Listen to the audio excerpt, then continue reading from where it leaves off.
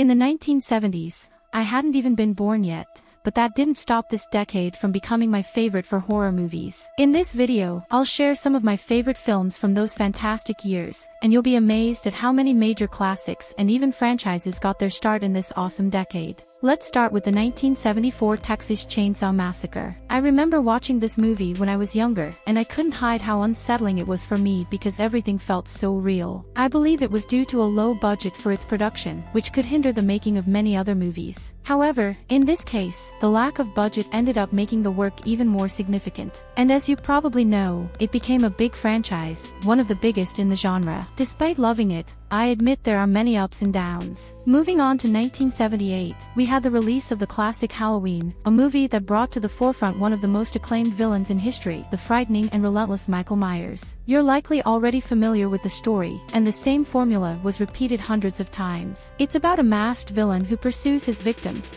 and despite having a fixation on one person he really wants to end, he has no remorse about getting rid of all the others who cross his path. Although in the previous decade, this formula had been extensively used in Italian giallo genre films. In Halloween, Michael Myers adds a special touch that sets him apart from all the others. Speaking of Italy, in 1977, Suspiria, a film by Dario Argento, was released, which received a remake in 2018. In this film, everything is beautiful and scary at the same time. It's not just about horror but also mystery. Just like the film's protagonist, you don't know what's happening around you until she starts investigating the phenomena occurring at her dance school, and the pieces begin to fit together. Not that things start to make sense, but the protagonist realizes she's surrounded by supernatural forces. The Exorcist from 1973 is certainly the greatest horror film of all time in the opinion of many people, and I believe I fit into that list. In this true classic, you feel like something terrible is about to happen at any moment. There's never a sense of tranquility. When you least expect it, someone is descending the stairs upside down.